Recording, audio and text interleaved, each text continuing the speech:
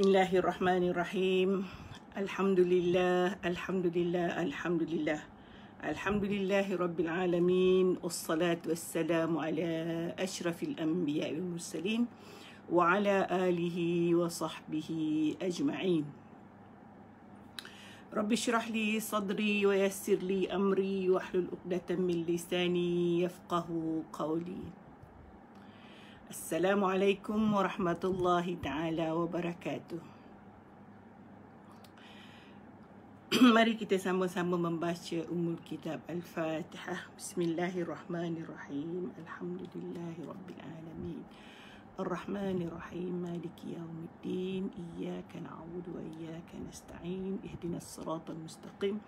Siratal ladzina an'amta 'alaihim ghairil maghdubi 'alaihim waladdallin. Amin. Amin amin amin ya rabbal alamin.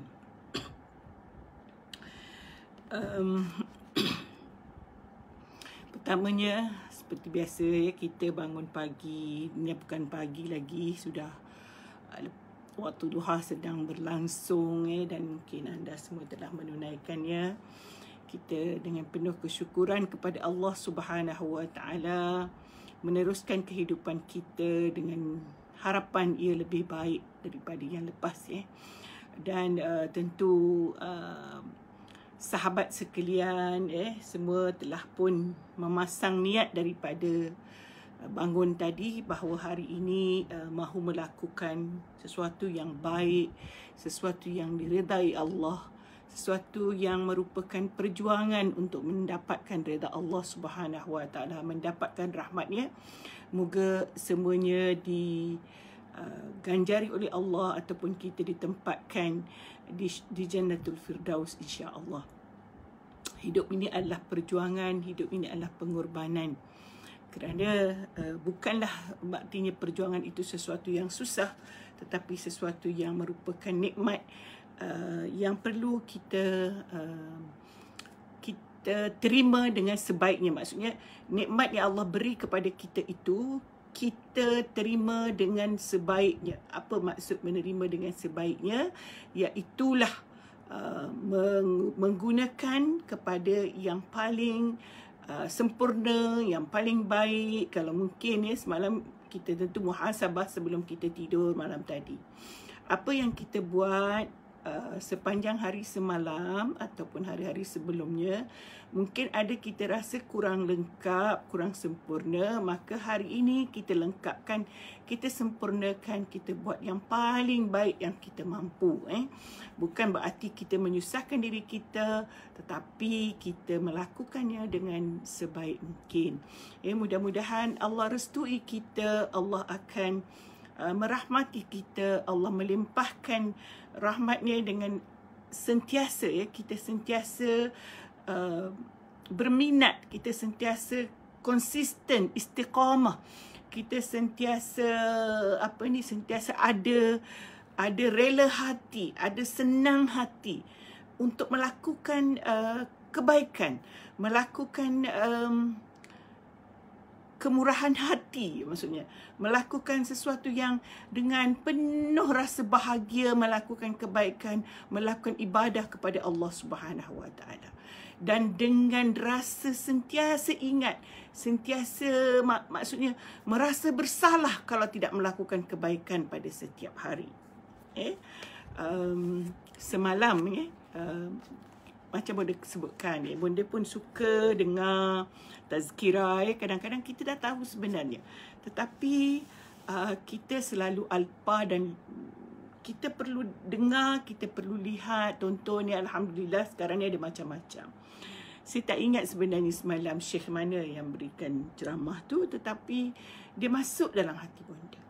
Dia kata sebaik-baik sedekah ini, kita tahu sebaik-baik sedekah adalah lepas solat, dan paling baiknya ialah lepas subuh. Kadang kita terfikir macam mana kita nak sedekah. Kita bukannya, ialah kalau macam dia online banking, dia terus online kan atau sebagainya. Tetapi kadang-kadang kita rasa kalau macam Bonda ni memang tak ada online banking, memang dulu pernah ada tetapi ada sedikit masalah, maka Bonda tak adalah So kita memikir macam mana. Dia beri satu cadangan yang baik, satu cadangan yang baik, dan saya rasa ini adalah satu perkara yang sangat-sangat menyentuh hati ataupun sangat-sangat memang boleh kita lakukan. Jadi saya harap saya lupa pula nama Syekh tu. Mungkin ada yang pernah tengok sebab dia buat dalam bahasa Melayu walaupun orang Arab yang cakap. Dia kata sediakan satu tabung ataupun susah nak sediakan tabung, kita ada envelope. Envelope tu memang kita niat sedekah setiap minggu contohnya. Jadi setiap kita lepas solat kita masukkan duit dalam tu. Tak pernah terlintas pun dalam kepala nak fikir macam tu. Dah tua dah ni. Selalu fikir sedekah pergi lepuk aja kalau ada. Lepuk tu macam banyak sangat. Maksudnya pergi saja bila-bila terjumpa tong, bila-bila ada orang datang minta sedekah, atau bukan minta sedekah lah, maksudnya ada orang yang susah, kita bantu. Tetapi apa yang dia cakap tu amat menarik sekali. Cuba bayangkan kalau kita kata kita tak ada duit, tapi setiap kita lepas solat kita masukkan duit RM1 dalam envelope tu, dalam sampul tu ataupun apa saja bekas. Cukup satu hari RM5. Kan? Kita tak sedar kan? 5 hari, 5 waktu, 5 hari pula. Sehari RM5. Maknanya kalau seminggu, sudah berapa tu? Jadi, di situlah RM35 dan kita dah boleh sedekahkan RM35 tanpa kita sedar.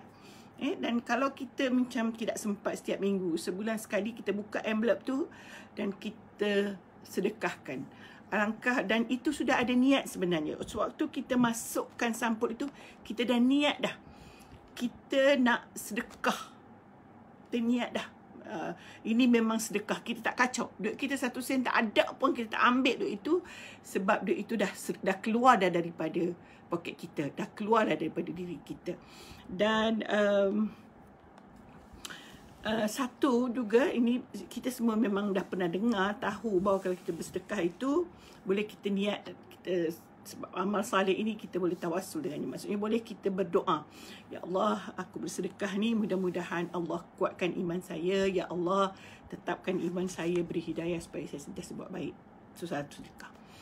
Nanti lepas Zuhur pula kita niat lagi, ya Allah, sedekah ni mudah-mudahan saya sihat, ya Allah berikanlah saya kesihatan. Nanti asar pun lagi. Setiap sedekah kita boleh ada doa.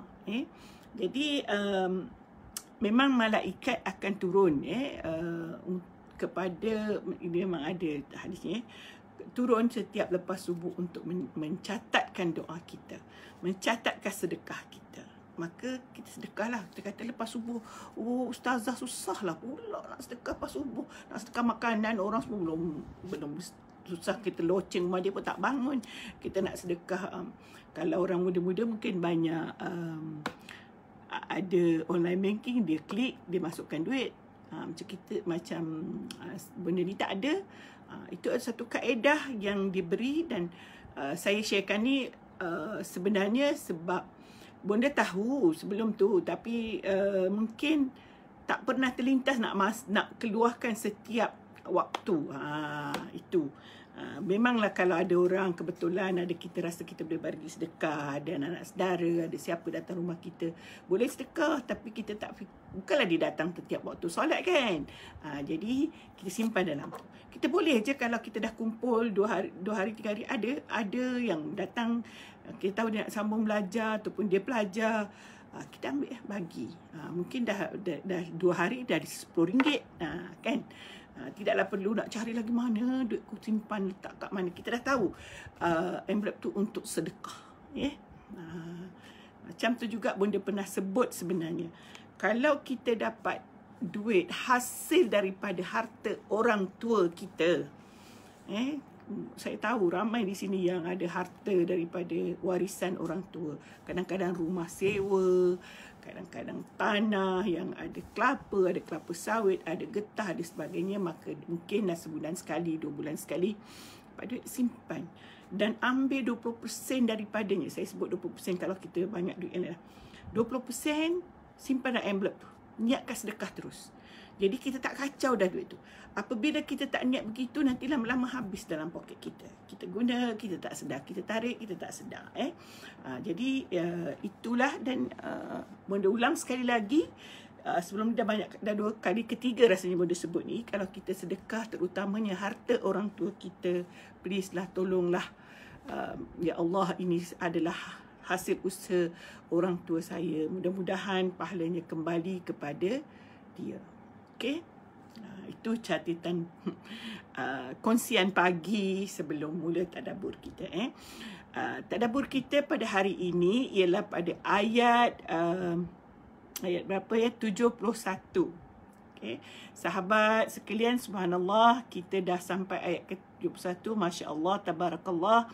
Kita dah baca 70 ayat dan untuk mengulang supaya kita boleh sambung dengan ingat yang lepas ya. Sebelumnya Allah Subhanahu Wa Taala mengajak ataupun meminta kita untuk berfikir dalam setiap kejadian yang dijadikan ya, bahawa apa sahaja kejadian yang Allah jadikan itu ataupun apa sahaja yang ada yang kita gunakan di sekitar kita, yang kita makan, yang kita minum, semuanya diberikan oleh Allah, ada anugerah Allah. So apakah lagi yang kita mahu sombongkan? Apakah lagi yang kita mahu egokan? Kita ni walau kaya mana, walau sihat mana, walau cantik mana, kita tidak ada kemampuan untuk mencipta itu, hanya daripada Allah Subhanahu Wa Taala. Dan pada hari Ahad yang lepas, bonda banyak menekankan tentang syukur kerana ayat yang lepas pada ayat yang ke-70, Allah Subhanahu Wa Taala mengatakan, "Lau nasha'u ja'alnahu ujajan falaula tashkurun."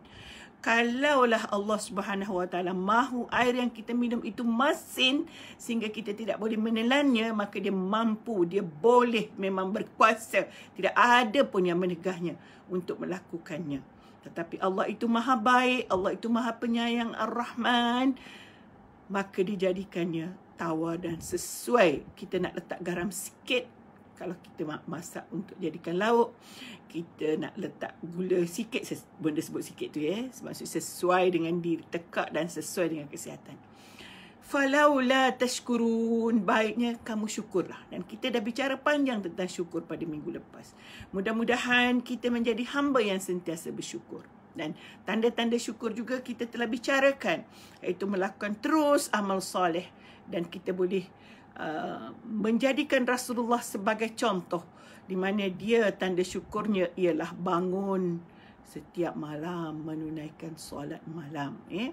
Okey, hari ini kita akan bercerita, membaca lagi ayat seterusnya, iaitu ayat ke-71. A'udzubillahi minasyaitanir rajim. Afara'aytumun nara allati turun. Apakah kamu tidak melihat api? Dia tanya. Tidakkah kamu melihat api yang kamu nyalakan dengan cara maksudnya ini adalah ada orang memberikan syarahannya ataupun perbincangannya, bahawa tidakkah kamu melihat api bagaimana dia dinyalakan. Allati turun maksudnya bagaimana ia dinyalakan. Kalau dahulu orang menyalakannya dengan menggesel kayu, kayu itu digeselkan sehingga keluar api. Dan dalam kitab tafsir dia ada sebut jenis-jenis kayu yang boleh digeselkan. Saya rasa sains pun ada belajar begitu. Kalau kita belajar dulu bagaimana mancis itu dicipta, kerana susah nak gesel begitu, maka adalah Allah turunkan ilmu kepada seseorang hambanya untuk mencipta mancis, maka menyalalah. Dan sekarang ini kita tidak guna kayu untuk memasak. Bonda rasa lagi zaman kecil-kecil kumpul kayu, lepas kayu dapat fasa menggunakan kayu, fasa menggunakan arang pula. Arang tu memanglah kalau orang kaya mungkin dia beli saja arang yang dijual di kedai, tetapi zaman bonda kecil-kecil dulu, arang tu pun buat sendiri. Ada kita bakar kayu sehingga dia jadi arang, boleh simbak air dan keringkan. Ataupun masa bonda dulu kita guna arang tempurung kelapa, sebab kita banyak tempurung kelapa. So kita buat arang banyak-banyak, lepas tu kita masuk dalam anglo untuk jadi arang dan jadi api untuk kita masak. Now tak ada tu semua. Betul tak? Kalau jumpa arang pun untuk sate, untuk BBQ, itu pun kalau nak lah. Sebab boleh je guna gas tapi rasa tak sedap lah. Begitu juga kalau orang Negeri Sembilan mungkin sibuk dengan salai, ikan salai, daging salai, itik salai, segala-gala salai tu dia perlukan kepada bau asap supaya dia rasa enak dan sedap. Kan? Jadi sekarang ini kita mungkin guna gas, guna elektrik untuk memasak. Itu semua api. Kan? Itu semua api. Jadi bukanlah berarti bila ayat ini dulu turun zaman guna kayu, maka tidak sesuai lagi zaman sekarang. Itulah kesesuaian Al-Quran hingga akhir zaman. Sebab dia tak sebut, tidakkah kamu melihat kayu itu terbakar? Dia tak kata. Tetapi Allah Subhanahu Wa Taala memang jelaskan. Sebab Allah itu maha mengetahui. Dia yang mencipta. Dia tahu bahawa akhir zaman, Allah itu dah letakkan di Lauh Mahfuz bahawa zaman kita ini, api gunakan gas. Tak payah guna mancis, tak payah ketik je hidup. Terus hidup. Itu pun guna kuasa api lah. Kuasa bateri, kuasa apa supaya dia boleh terus hidup. Apapun Allah ingatkan kita, afara'aitumun narallati turun. Jangan baca turun turun. Bukan turun di sini makna dia turun. Bukan, turun daripada menyala. Maksudnya, tidakkah kamu lihat api itu ketika kamu menyalakannya, ketika kamu menghidupkan api itu. Jadi lepas ni masuk dapur, tengok api itu macam mana. Dia kata, tahu saya yang petik, bonda saya petik sendiri sebab tu dia hidup. Yes. Tapi siapa yang memberikan kita kuasa macam mana elektrik itu boleh hidup? Bagaimana gas itu datang dari mana? Siapa cipta? Hang boleh cipta sendiri kah? Kita boleh cipta sendiri kah? Sahabat sekalian. Gas itu lagilah. Kita tak tahu memang macam mana nak dapat. Kalau kayu kan kita angkut dari hutan. Tapi kalau kita dah tak ada gas, kita duduk termenung. Nak masak tak boleh, apa tak boleh. Kalau ada elektrik, kita bolehlah pergi masak menggunakan dapur elektrik kita. Semua tu adalah milik Allah Subhanahu Wa Taala. Okey? Sekarang Allah sebut tentang kayu. Dalam ayat yang ke-72. Allah sebut, antum ansya'tum syajarataha am nahnul munsyi'un. Adakah dia kata, kamu yang menciptakan kayu itu, am nahnul munsyi'un. Okey, nanti dia kata pula, kami ni nyalakan api daripada kayu. Okey, kalau tadi bukan kayu, maksudnya gas dan sebagainya itu, apakah kita yang munsyi'? Apakah kita yang menjadikannya? Apakah kita yang menciptanya? Apakah kita mampu mewujudkannya? Atau bagaimana? Begitulah persoalan Allah Subhanahu Wa kepada kita. Kenapakah kita tidak mahu lagi beriman kepada Allah? Kenapakah kita masih mahu ego lagi di hadapan Allah? Bahawa kita ada, memiliki itu, memiliki ini. Saya ingat dulu waktu kecil-kecil bila susah sangat api tu, tapi kita dah tahu dah cerita-cerita ada api petik dinding je, api hidup. Saya tengok orang dulu kalau nak hidupkan, bila nak malam saja, lampu, nak hidupkan lampu apa panggil lampu, tak tahu, lampu yang gantung tu. Kesian kau nak kenduri kumpul dari rumah ke rumah, kumpul up tu supaya menyala. Kita ni yang dah biasa tengok, dengar cerita, adalah jalan-jalan sekali ke bandar, tengok orang petik api gitu. Bilalah kita nak merasa kat kampung ni, petik Swiss, petik dinding, keluar api. Begitu pun tak syukur lagi, tadi lampu tu pun tak syukur lagi. Tapi ada angan-angan dan harapan. Tapi Allah dah tentukan pada waktu itu belum lagi. Dan sampai masa Allah tentukan, kita rasa dah senang-senang lenang itu. Di situ lagi kita sudah bertanya. Dulu aku dah merasa susah, tak ada semua. Sekarang Allah dah bagi. Kenapa kita tidak bersyukur? Kenapa kita tidak fikir api itu datang daripada mana? Kalaulah kalau kita tengok kalau orang masak tu guna kayu. Sebab benda selalu juga pergi tempat orang asli dia, sekarang masih ada lagi mereka guna kayu. Kadang-kadang kita lihat kayu tu masih basah lagi, dia boleh menyala. Itu kuasa Allah. Dia kumpul-kumpul kayu, keringkan macam kita keringkan. Lepas dia keringkan tu, dia letaklah kayu yang basah yang lain. Lama-lama kayu tu juga akan terbakar dan menyala. Dan dia boleh masak pula sadin dalam tin dia tu juga. Tak susah-susah macam kita beli periuk beratus-ratus. Rasa sama juga. Macam nak nyindir pula orang-orang yang beli. Sekarang sibuk dengan gadget dapur ni. Kalau boleh janganlah membazir. Guna apa yang ada, yang sepatutnya. Supaya kita ada duit yang kita boleh sedekahkan. Kalau kita memang rasa kita mampu beli, setakat 1,000 lebih, alah pejam mata je. Sampai rumah tak tahu dah nak letak kat mana. Sebenarnya fikir bahawa ada hak orang lain dalam duit kita. Yang nak beli periuk mahal-mahal tu, kalau duit 1,000 lebih, kalau orang lain, kalau dia beli periuk yang harga RM15, berapa banyak periuk boleh dapat, boleh sedekah ke orang yang tak ada periuk tu. Cuba fikir. So tak usahlah sangat-sangat. Bukan pun memberikan kesenangan lenangan kepada kita, senang lenang kesenangan lenangan. Bersenang lenang dengan periuk itu, kena masak juga baru jadi masakan. Bonda pernah fikir bila bonda beli dulu bread maker kan.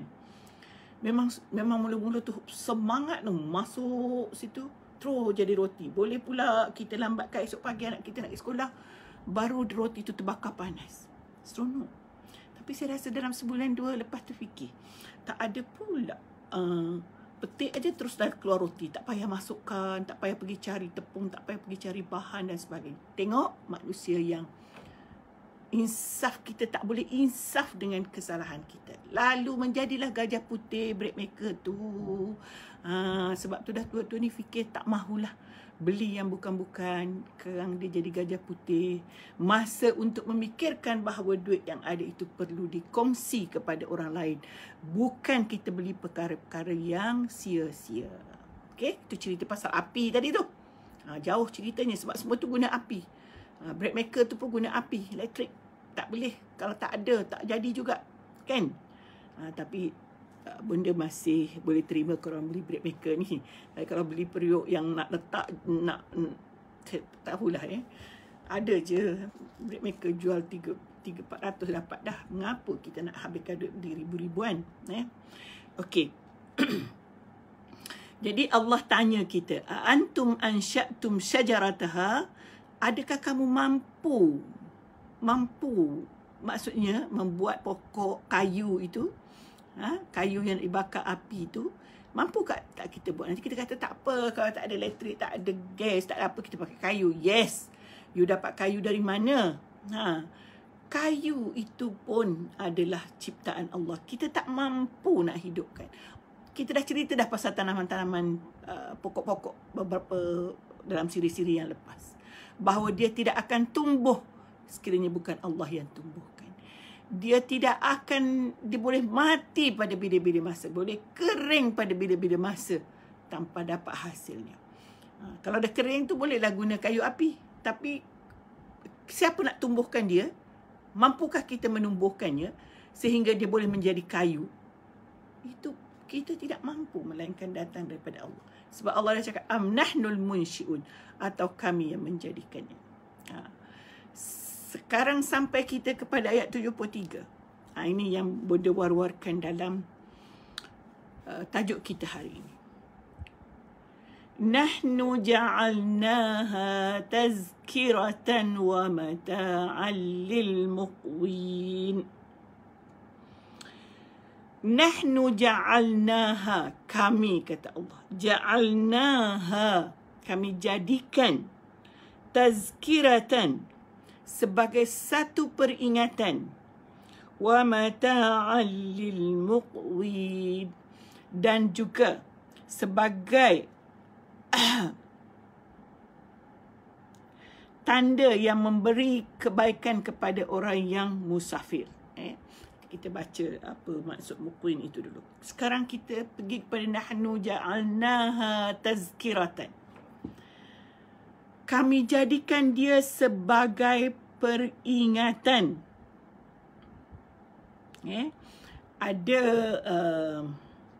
Ada pentafsir menafsirkan tazkirah itu, peringatan itu ialah kita berfikir bagaimana daripada kayu yang basah jadi kering boleh keluar api. Dan mungkin itu satu yang memang tepat jugalah. Maksudnya kalau kita lihat api, kita tenung tengok api, bagaimana boleh jadi api. Api itu sebenarnya boleh membakar kita, boleh menghancurkan kita, boleh tapi Allah itu Maha Kuasa. Ada kalanya juga api itu menjadi sejuk. Bardan wa salama. Nabi Ibrahim tidak terbakar apabila dicampakkan ke dalam api. Itu kuasa Allah. Ada masanya api tidak menyala. Bukan menyala tapi tidak membakar. Dan kita menggunakan api setiap hari. Tanpa api kita tidak makan. Kerana banyak makanan yang perlu kepada api. Tanpa api kita bergelap di waktu malam. Itu satu peringatan kepada kita. Supaya melihat kuasa Allah. Melihat bagaimana Allah menyusun atur semua keperluan harian kita.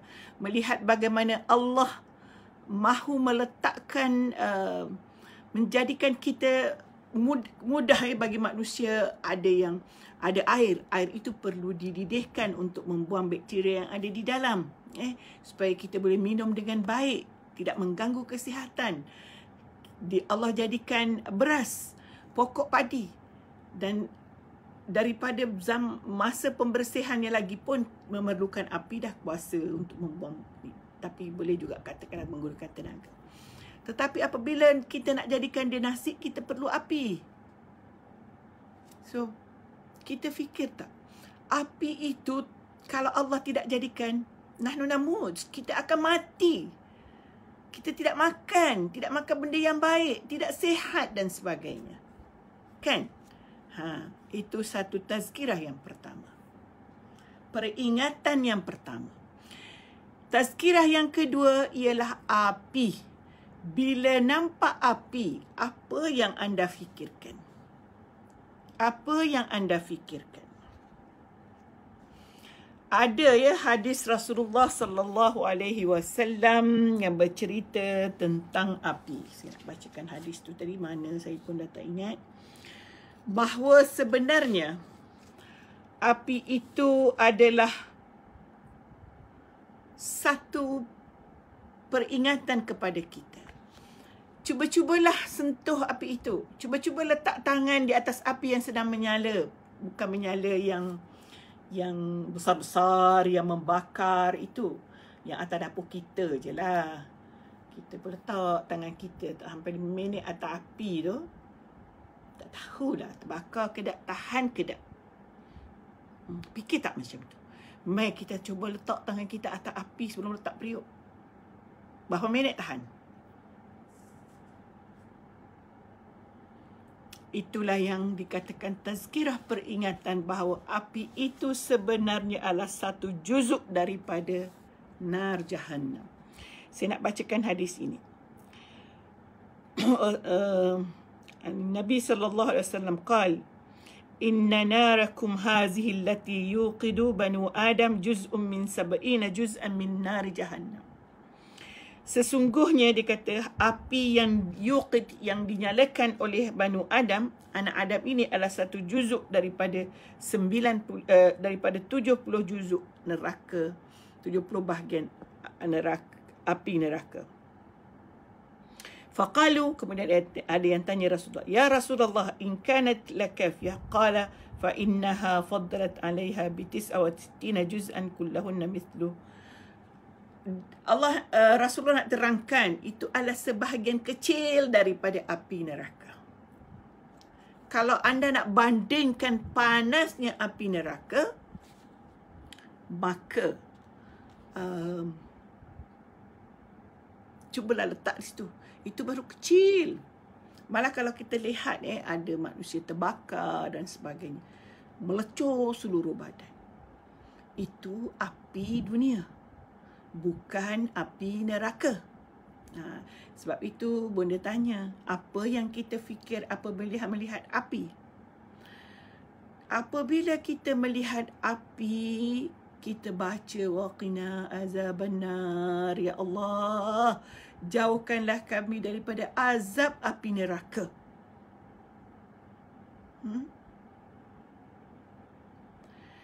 Kita mohon, Allahumma inna na'udzubika, ya Allah, kami memohon perlindungan padamu, ya Allah, min nari jahannam, daripada api neraka. Supaya kalau kita nampak api, tiap-tiap hari kita nampak api. Ada sekali tak kita tak nampak api? Ni lampu-lampu yang duduk keliling ni, supaya anda nampak saya tak adalah gelap. Itu api. Tahu tak? Tapi nak letak, sejuk tangan tak kena pun, tak rasa panas pun lampu ni. Tapi pergi ke dapur, cubalah letak tangan, rasa panas kedok. Di situ sepatutnya kita menginsafi. Di situ sepatutnya ada rasa takut, rasa ngeri, melakukan sesuatu yang boleh membawa kita masuk ke dalam neraka. Na'udzubillahi min zalik. Ingatlah bahawa Allah Subhanahu wa Ta'ala cerita semua ni setelah menceritakan api neraka. Kita bacakan hari tu tentang api neraka, fasyaribuna syurbal him, minum air yang panas menggelegak dan sebagainya. Semua tu sebenarnya ada yang kita lihat setiap hari dalam hidup kita. Kita lihat air menggelegak, benda ni baru sekejap dari pergi rebus spaghetti, air menggelegak tu, rasa ya Allah panas air ni, kalau aku masuk tangan lecur tangan. Benda macam tu lebih panas lagi kita kena minum di neraka nanti kalau kita tidak takut dengan azab Allah. Jadi na'udzubillah waliyazbillah min zalik. Kita berusaha supaya kita tidak terjerumus ke dalam api neraka. Kita berusaha supaya semua anak-anak kita, suami kita, ibu kita, saudara mara kita, sahabat handai kita tidak terjerumus ke dalam api neraka. Kita perlu mengingatkan atas perkara-perkara yang dilarang. Sebab itu, man ra'a minkum munkaran falyughayyiru biyadihi. Siapa tengok mungkar maka ubahlah. Hari tu kan Bonda dah terangkan cerita ubah tu. Ubah dengan tangan, bukan mestinya dengan tangan. Mungkin kita pun tak ada kuasa, tapi kita boleh mengubah dengan kuasa juga, sebab kita boleh memberitahu pihak-pihak berwajib.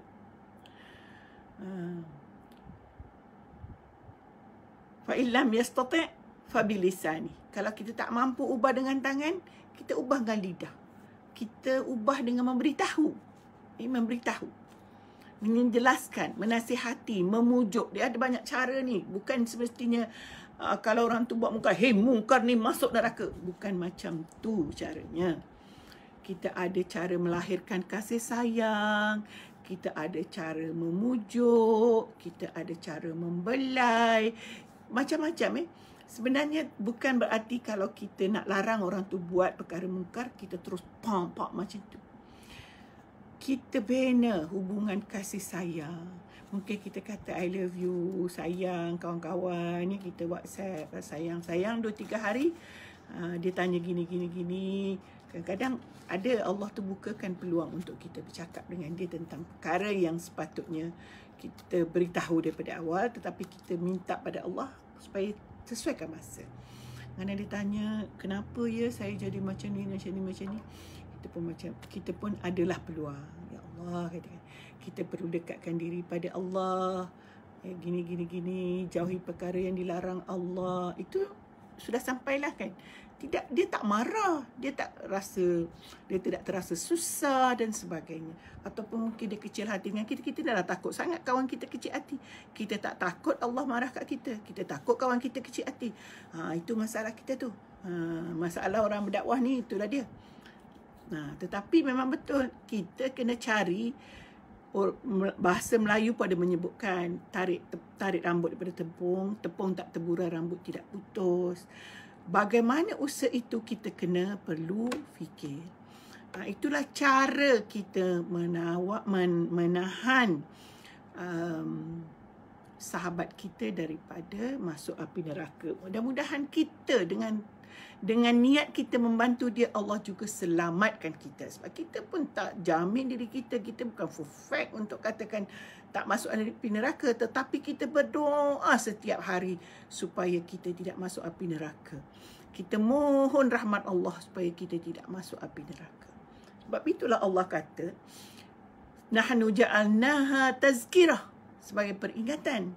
Tadi peringatan kuasa Allah pun ada di situ. Peringatan bahawa api neraka itu, api yang ada di dunia ini adalah lambang yang boleh menyenangkan kita, boleh hidup. Tetapi itulah juga api yang nanti membakar. Dan meskipun dia membakar, panasnya tidaklah sepanas api neraka beribu-ribu kali ganda. Maaf ya tuan-tuan dan puan-puan, saya nak minum. Bismillahirrahmanirrahim. Dan kita lihat lagi. Okey. Selepas Allah sebutkan nahnu ja'alnaha tazkirah sebagai peringatan bagi orang yang lalai. Tazkirah itu adalah peringatan orang yang lalai. Lalai lah tu. Sebab tu kalau senang saja rupanya kita ni diingatkan daripada lalai. Tiap hari kita tengok api, tapi kita ingat tau. Saya nak tanya orang lain lah, sebab bonda pun kadang-kadang juga tak terfikir pun kalau nampak api tu menyedarkan kita daripada lalai. Itu sebab kita baca Quran ni, kita tengok. Dia ingatkan kita macam mana. Jangan lalai. Kita tengok api kalau kita masak. Bukankah kita dapat pahala kalau kita berdoa, ya Allah, jauhkanlah aku daripada api neraka, ya Allah. Sudah ada 2 perkara yang kita boleh dapat hanya dengan melihat api. Pertama, kita bersyukur Allah jadikan api sehingga kita boleh makan. Yang kedua, kita insaf tentang api neraka. Ada 2 benda yang menjadi ladang pahala kita di situ. Tetapi kalau kita tidak ada peringatan, tengok api macam biasa je lah. Orang bakar bunga api, suka lagi, seronok lagi. Kan? Bakar mercun, pung, seronok lagi.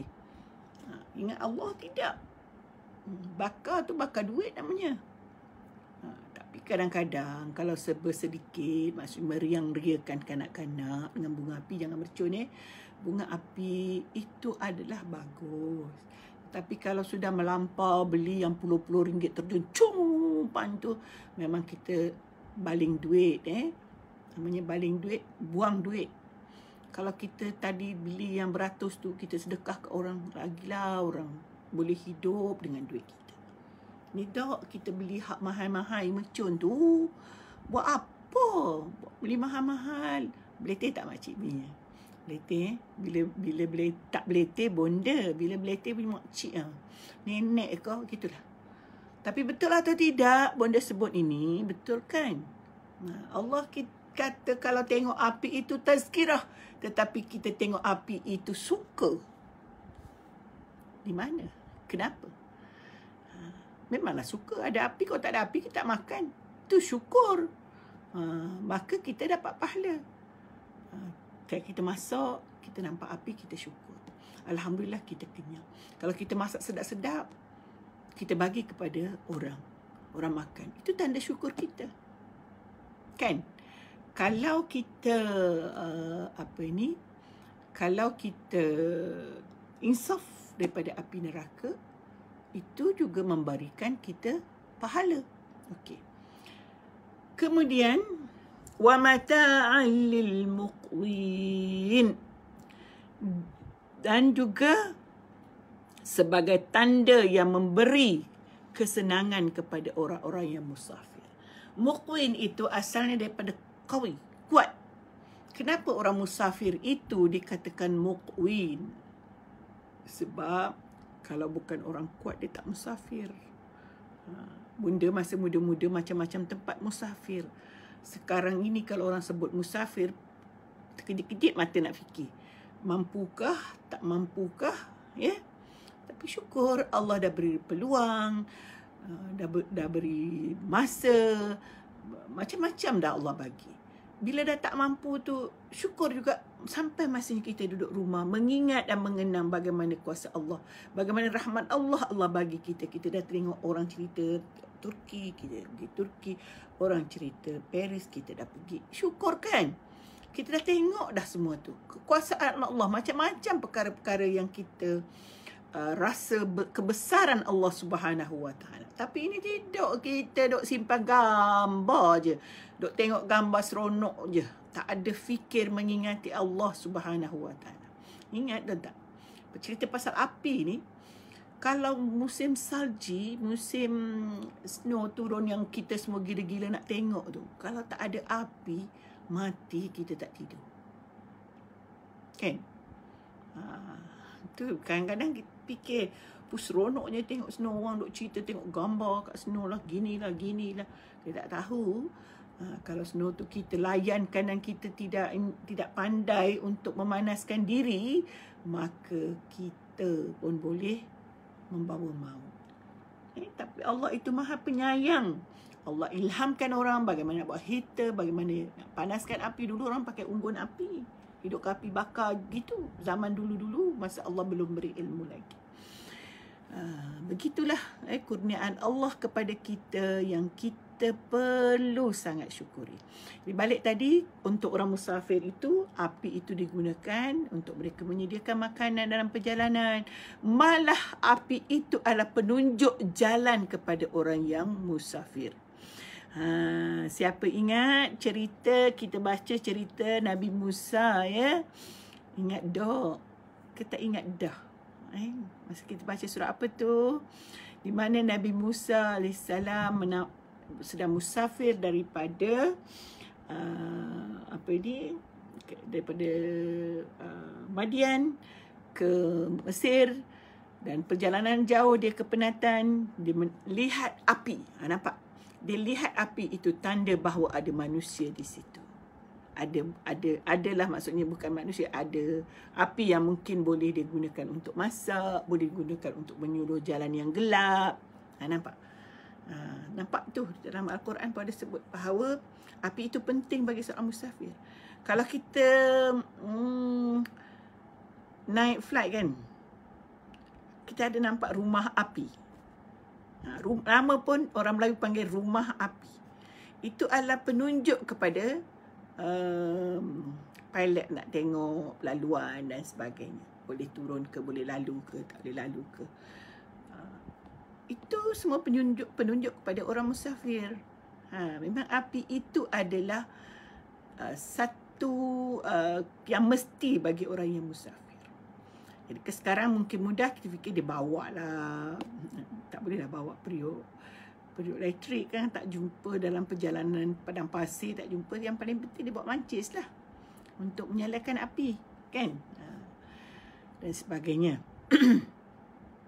Mungkin ini adalah ayat akhir kita hari ini, ayat yang ke-74. So kita baca tadi daripada ayat 71 hingga 74. Mari baik-baik kita tengok.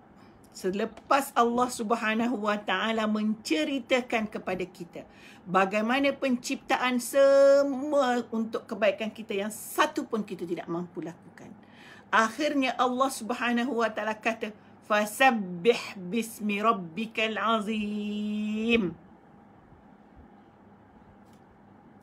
Rasa insaf tak bila Allah sebut fasabbih bismi rabbikal azim. Masya-Allah, masya-Allah, tabarakallah.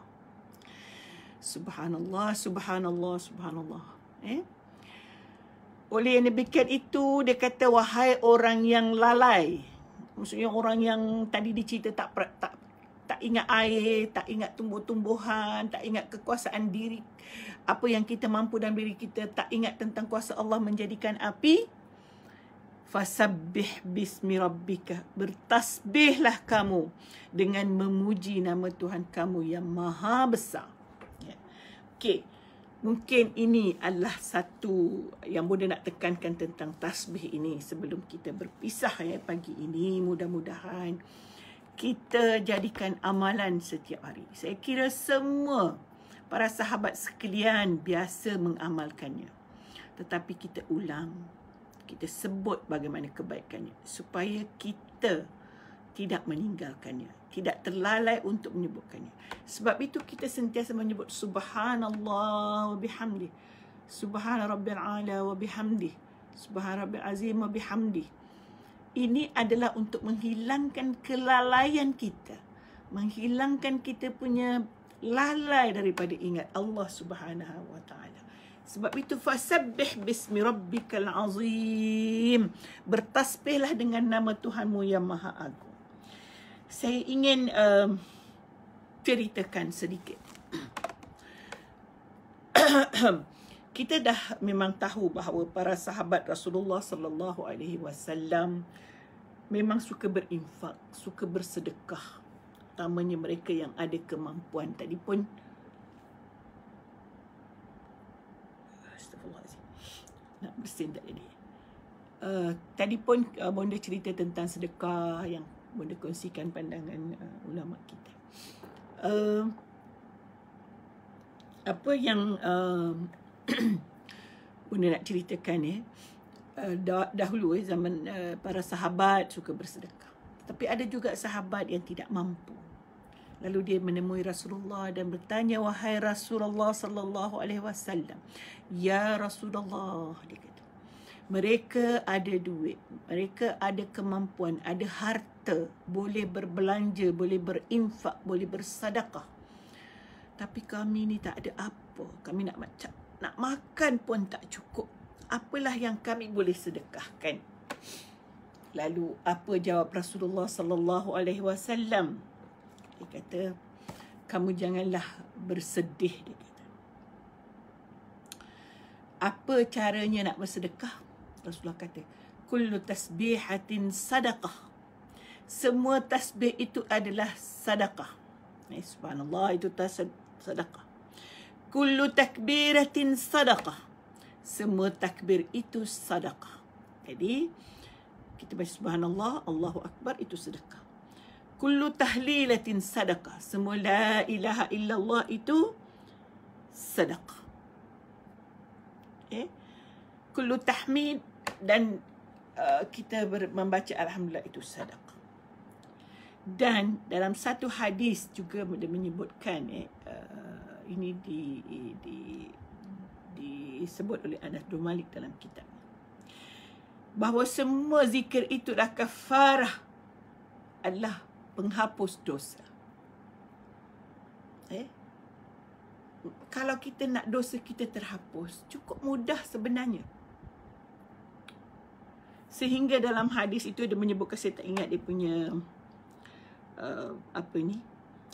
matan dia, tapi dia sebut bahawa sesiapa yang mengucapkan tasbih, ini yang kita selalu amalkan setiap lepas solat ni, mengucapkan tasbih 33 kali selepas solat.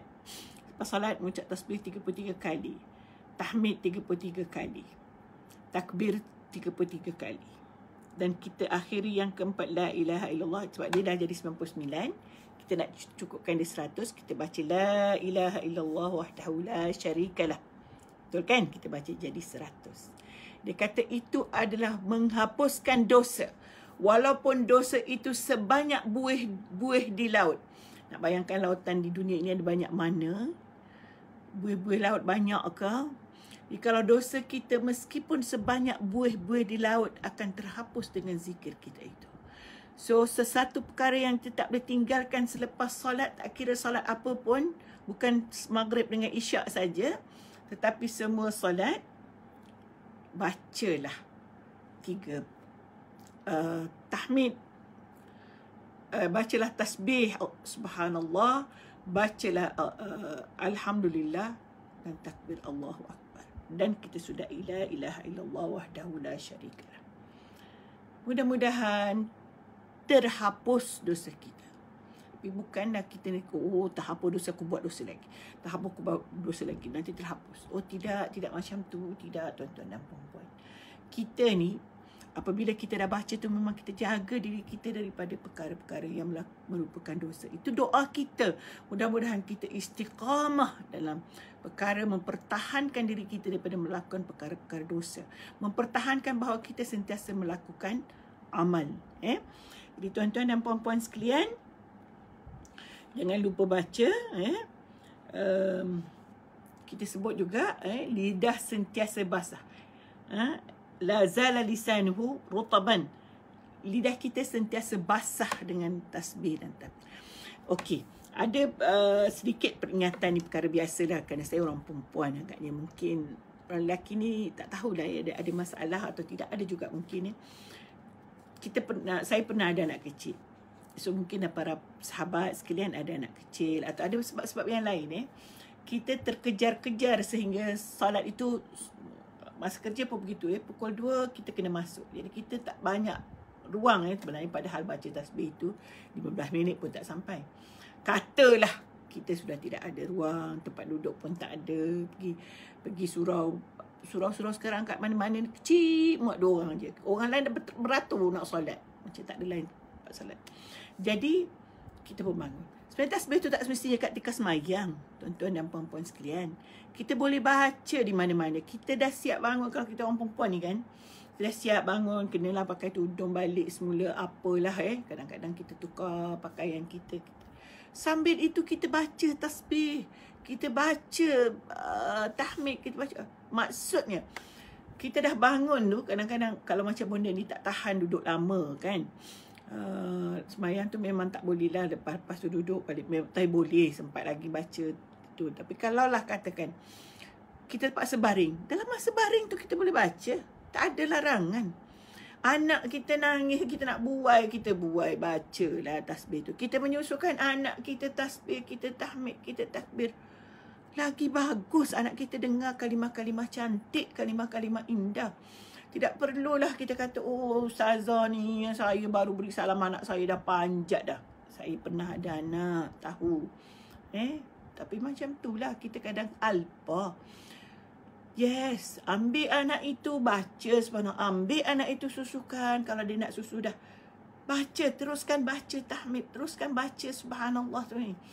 Allah, kita ni manusia yang lalai. Sebab dalam Al-Quran kata selepas cerita lalai-lalai semua itu, Allah kata fasabbih bismi rabbikal azim.